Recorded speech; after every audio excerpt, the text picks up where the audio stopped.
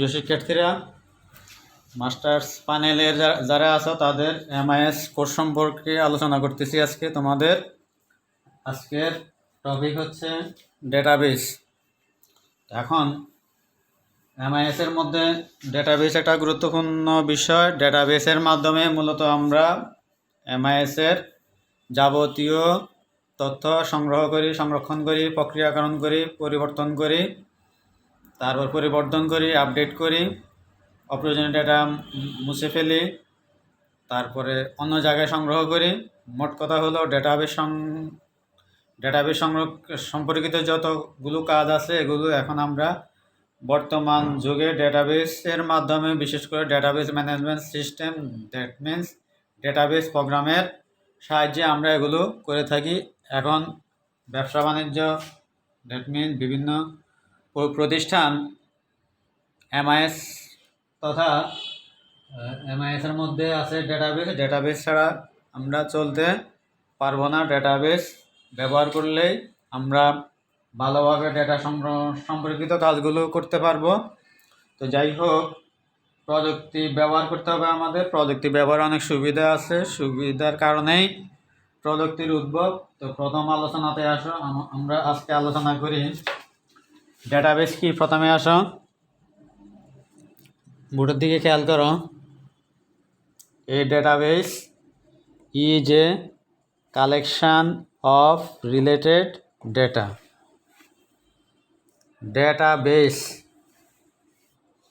ডেটাবেসের অর্থ হলো ডেটার ঘাঁটি, অর্থাৎ যেখানে বিপুল পরিমাণ ডেটার সমাবেশ আছে সেটাকে বলা হয় ডেটাবেস।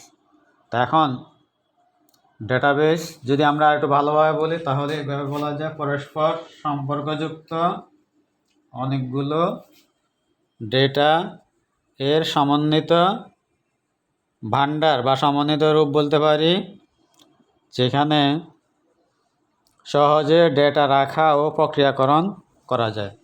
সহজে ডেটা রাখা বলতে বোঝায় নতুন ডেটা অ্যাড করতে পারবো আমরা, সংরক্ষণ করতে পারবো, তারপরে প্রক্রিয়াকরণ করতে পারবো। প্রক্রিয়াকরণ তো নিচ্ছে আমরা বুঝি সাজানো গোছানোর কাজ করতে পারবো। তো যাই হোক, এই হলো আমাদের ডেটাবেস। ডেটাবেস কেন আমরা ব্যবহার করি তার আগে আমি ডেটার একটু হায়ারার্কি সম্পর্কে আলোচনা করি। ধাপে ধাপে ডেটাবেসটা কিভাবে আসে সেটা দেখো। প্রথমে হচ্ছে তোমার বিট বানানো হচ্ছে বিআইটি। বিটের পূর্ণরূপ হচ্ছে বাইনারি ডিজিট, অর্থাৎ বাইনারি অঙ্ক। তাহলে ডেটাবেসের উৎপত্তি কিন্তু বিট থেকে। বাইনারি ডিজিট বলতে বোঝায় 0 1 শুধু।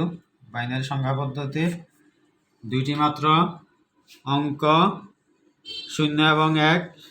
এই বিট থেকে আমাদের ডেটাবেসের উৎপত্তিস্থল হচ্ছে বিট। এবার আসো তোমার বিট থেকে বাইটের উৎপত্তি। বাইট বলতে বোঝায় বর্ণ সংখ্যা চিহ্ন। আবার বলছি, বর্ণ সংখ্যা চিহ্ন। বিট থেকে বাইট সাধারণত পরস্পর সম্পর্কযুক্ত কয়েকটা বিট নিয়ে বাইট গঠিত হয়। সাধারণত বোঝায় বর্ণ সংখ্যা চিহ্ন ইত্যাদি। মোটামুটিভাবে সাধারণ হিসাব হচ্ছে 8 বিটে 1 বাইট। যাক, এবার আসো তোমাদের ফিল্ড। পরস্পর সম্পর্কযুক্ত কয়েকটা বাইট নিয়ে একটা ফিল্ড তৈরি হয়। ফিল্ডের উদাহরণ হচ্ছে, যেমন কলেজে যদি আমরা স্টুডেন্টদের পরীক্ষার ফলাফল তৈরি করি তাহলে ফিল্ডের উদাহরণ হতে পারে স্টুডেন্ট রোল, নেম, তারপর সাবজেক্টগুলো দিব Bengali, English, ICT, accounting, finance, management ইত্যাদি। তারপরে দিতে পারি আমরা টোটাল, তারপরে দিতে পারি জিপিএ, তারপরে দিতে পারি আমরা রেজাল্ট। এই যে নামগুলো বললাম, রোল, নেম, বেঙ্গলি, ইংলিশ, আইসিটির টোটাল, জিপিএ, রেজাল্ট ইত্যাদি হচ্ছে ফিল্ড। তাহলে ফিল্ড সম্পর্কে আমরা বুঝলাম। তারপরে ফিল্ড থেকে তৈরি হয় রেকর্ড, পরস্পর সম্পর্কযুক্ত কয়েকটি ফিল্ডের সমন্বয়ে গঠিত হয় রেকর্ড। তো রেকর্ড দেখো এখন, যেমন আমি যদি বলি একজন স্টুডেন্ট, তার রোল নম্বর হচ্ছে 1, তার নাম দিলাম আনিকা, তার বিভিন্ন বিষয়ের নাম্বারগুলো যদি দেই, এভাবে যদি দেখাই, রোল নেম ছোট করে যদি বলি তাহলে দিলাম ডেট অফ বার্থ, তারপরে দিলাম অ্যাড্রেস, 1 2 3 4, 4টা field, roll name, date of birth, address, 4টা ফিল্ড নিয়ে যদি একটা ফাইল করি, তাহলে দিলাম একজন স্টুডেন্টের রোল নম্বর দিলাম 501, নাম দিলাম আজিজ, ডেট অফ বার্থ দিলাম 1/9/90, অ্যাড্রেস দিলাম নোয়াখালী। তাহলে এখানে 4টা ফিল্ড ঢুকছে, রোল 501, নাম Aziz, date of birth 1/9/90, address হচ্ছে নোয়াখালী। এখানে 4টা ফিল্ডের সমন্বয়ে একটা রেকর্ড তৈরি হয়েছে। তাহলে এটা হচ্ছে আজিজের একটা রেকর্ড, তার রোল নম্বর এত, তার জন্ম তারিখ এত, তার ঠিকানা নোয়াখালী, ইত্যাদি ইত্যাদি। এরকমভাবে আমরা কতগুলো ফিল্ডের সমন্বয়ে একটা রেকর্ড তৈরি করতে পারি, এইগুলো আমাদের রেকর্ড। তারপরে সব ফাইল, এরকম পুরো ক্লাসের রোল নম্বর যদি নেই আমি 501-এর পরে 502 ইত্যাদি ইত্যাদি ধরে গেলাম, হলো 650 পর্যন্ত গেলাম রোল নাম্বার। তাহলে এরকম করে শেষ করলাম। এই যে ধরি কমার্স গ্রুপের 11 শ্রেণীর স্টুডেন্টদের একটি ফাইল করলাম, তাহলে সেখানে রোল নম্বর 501 থেকে 650 পর্যন্ত স্টুডেন্টদের সকল রেকর্ড নিয়ে একটি ফাইল গঠিত হলো। ফাইলের নাম দিলাম ধরি 11 বিজনেস স্টাডিজ ডট, তারপরে 11 বিজনেস স্টাডি, তারপরে প্রোগ্রামের নাম অনুযায়ী এগুলোতে এক্সটেনশন থাকে, ডাটাবেস ফাইল, তাহলে এখানে এক্সটেনশন থাকতে পারে ডাটাবেস।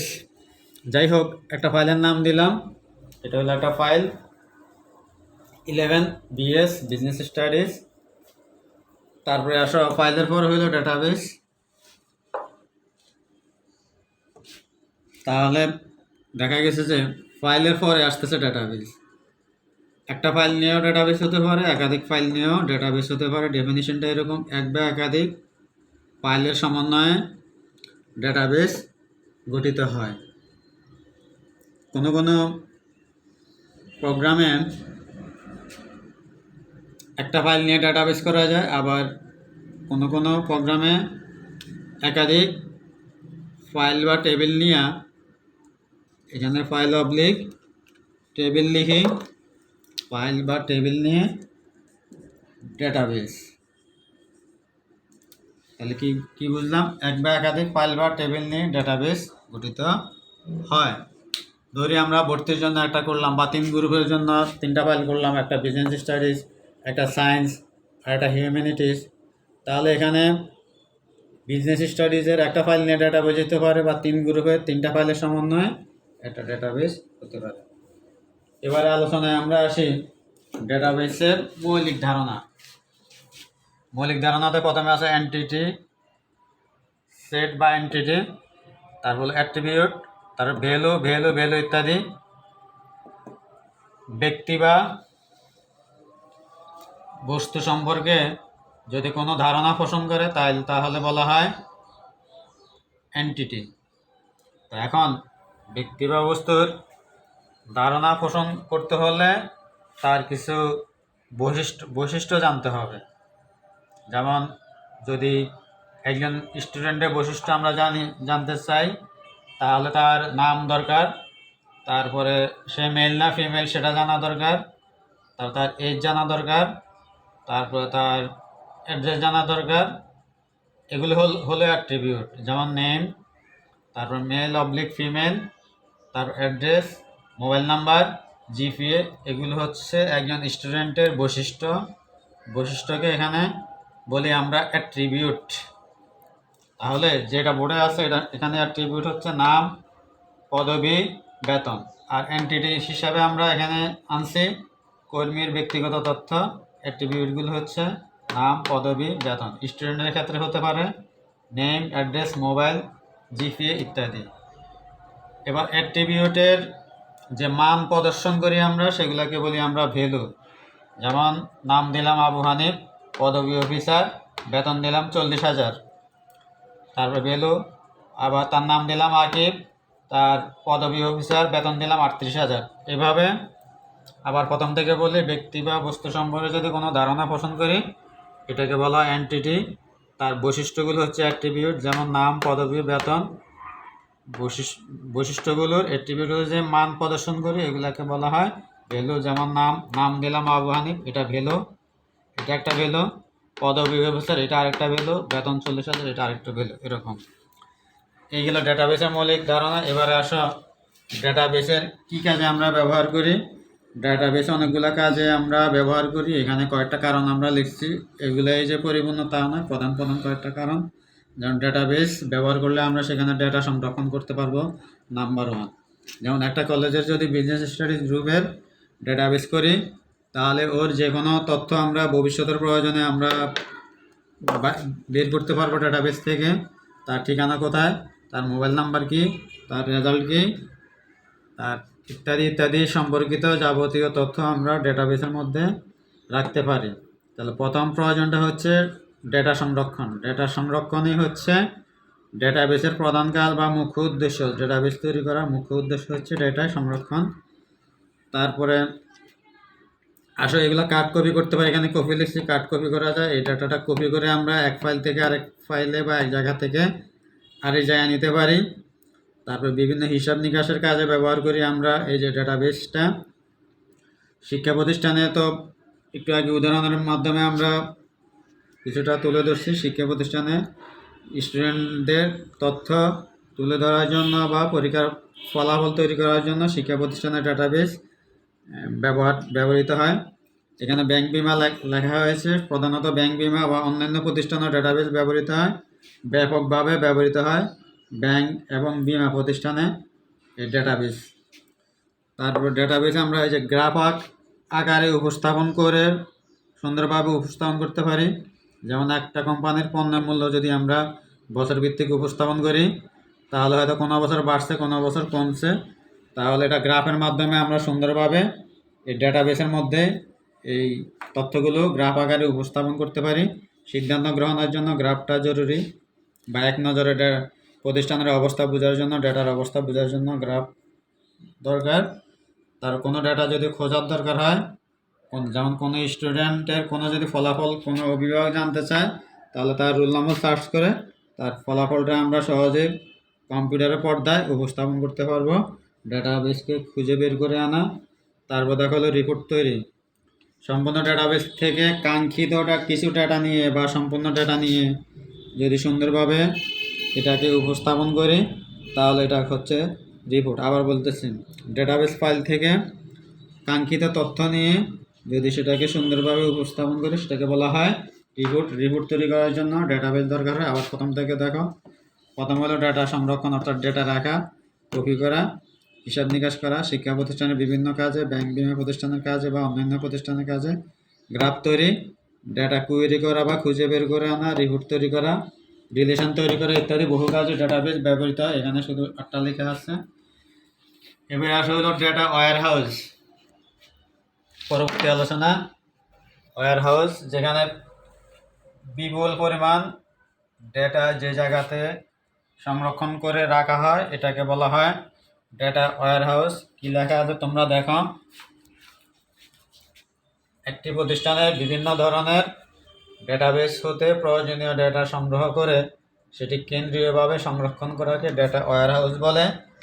আমরা এরকম করে বলতে পারি, তো যেখানে বিপুল পরিমাণ ডেটার ভান্ডার সেটাকে বলা হয় ডেটা ওয়্যারহাউস। ডেটা যদি আমরা ওয়্যারহাউস করি তাহলে সেখানে আমরা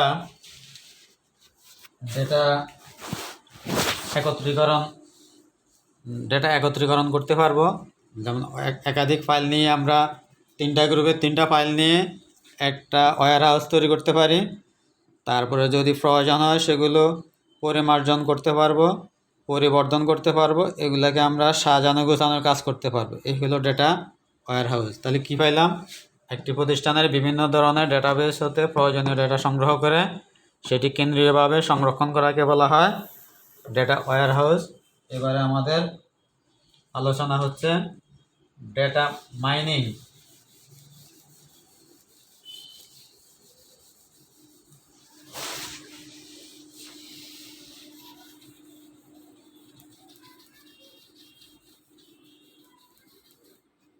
ডেটা মাইনিং দেখো এবারে। ডেটা মাইনিং হলো যেখানে ডেটা একটা ডেটাবেস থেকে ডেটা বিশ্লেষণ, ব্যাখ্যা ও মূল্যায়নের মাধ্যমে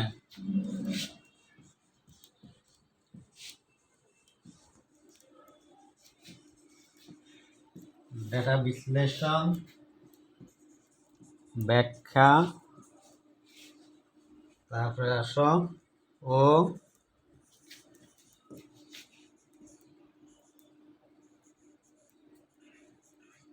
মূল্যায়নের মাধ্যমে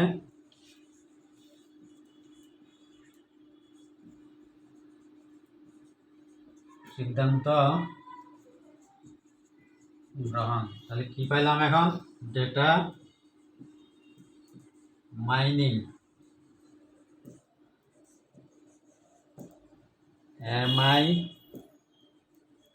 MINING, মাইনিং। এমন তো মাইন থেকে কিন্তু মাইন আসছে, মাইন খনি, যেখানে অনুসন্ধান করা হয়। একটা বিশাল ডেটাবেস থেকে নির্দিষ্ট ডেটা খুঁজে বের করে নির্দিষ্ট বৈশিষ্ট্যের ডেটা বের করে একটা বিশাল ডেটাবেস ফাইল থেকে নির্দিষ্ট বৈশিষ্ট্যের ডেটা বের করে সেখানে প্রয়োজনীয় সিদ্ধান্ত গ্রহণ করা হয় ডেটা মাইনিংয়ের মাধ্যমে। আমি আবার বলতেছি, ডেটা মাইনিং হলো কৃত্রিম বুদ্ধিমত্তা, পরিসংখ্যান ও ডেটাবেসের সমন্বিত রূপ। আবার ডেটা মাইনিং হচ্ছে কৃত্রিম বুদ্ধিমত্তা, পরিসংখ্যান ও ডেটাবেসের সমন্বিত রূপ, যার মাধ্যমে গণনা কার্য সম্পাদন করে বিভিন্ন বৈশিষ্ট্যের কোনো একটা ডেটাকে খুঁজে বের করে প্রয়োজনীয় সিদ্ধান্ত গ্রহণ করা হয়, তাকে বলা হয় ডেটা মাইনিং। এবারে আসো ডিবিএমএস। ডিবিএমএস কাকে বলে?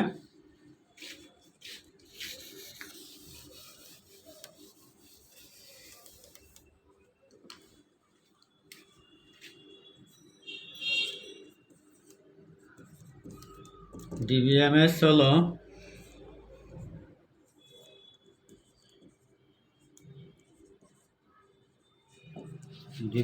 হলো পরস্পর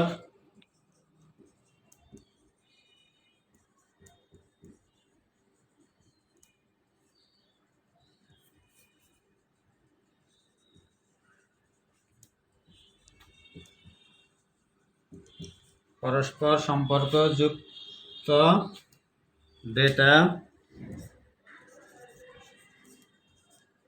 অ্যাক্সেস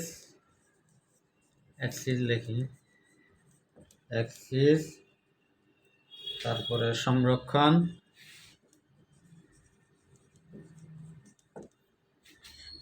তারপরে নিয়ন্ত্রণ,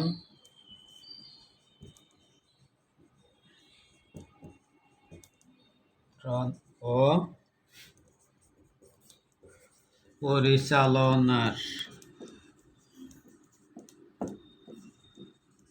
পরিচালনার জন্য প্রয়োজনীয়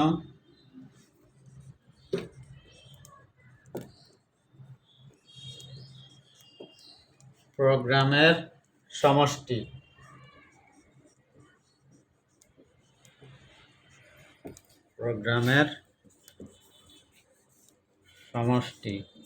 দেখো, ডিবিএমএস হলো পরস্পর সম্পর্কযুক্ত ডেটা অ্যাক্সেস মানে প্রবেশ। অ্যাক্সেস বলতে এখানে ACCESS অ্যাক্সেস, সংরক্ষণ, নিয়ন্ত্রণ ও পরিচালনার জন্য প্রয়োজনীয় প্রোগ্রামের সমষ্টি। আসলে ডিবিএমএস বলতে বোঝাচ্ছে database programme.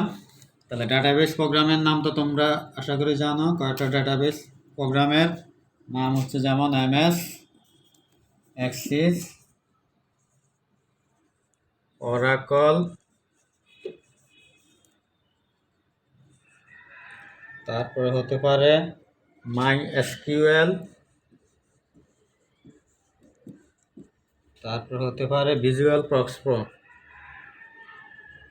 MySQL, visual Fox pro,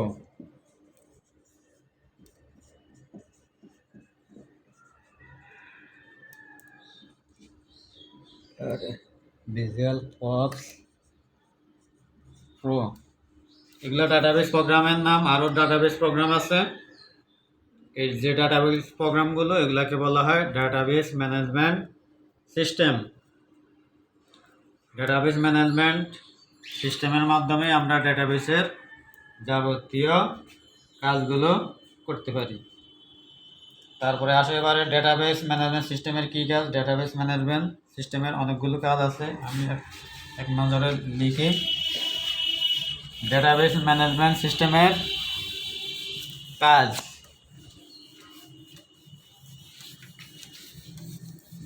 database management সিস্টেমের কাজ, ধরো প্রথমে ডিবিএমএস এর কাজ পড়াচ্ছি এখন। ডিবিএমএস এর কাজ, 1 নম্বর ডেটাবেস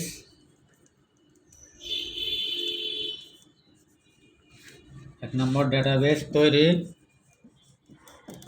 তারপরে ধর ডেটাবেস পরিবর্তন, তারপরে আসতে পারো ডাটাবেস সংরক্ষণ, তারপরে আসতে পারো অপ্রয়োজনীয়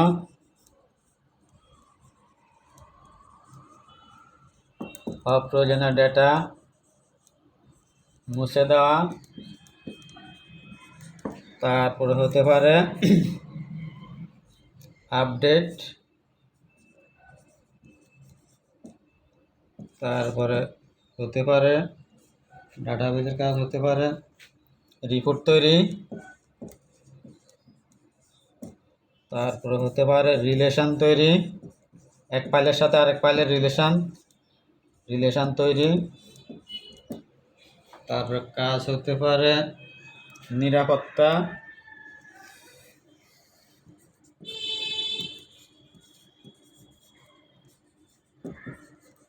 তারপরে হতে পারে ডাটা খুঁজে বের করা,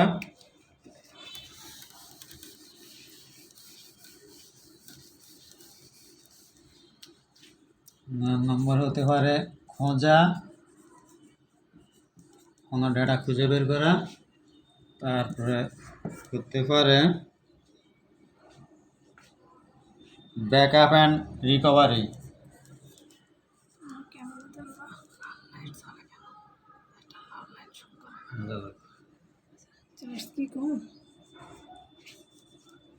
ব্যাকআপ অ্যান্ড রিকভারি,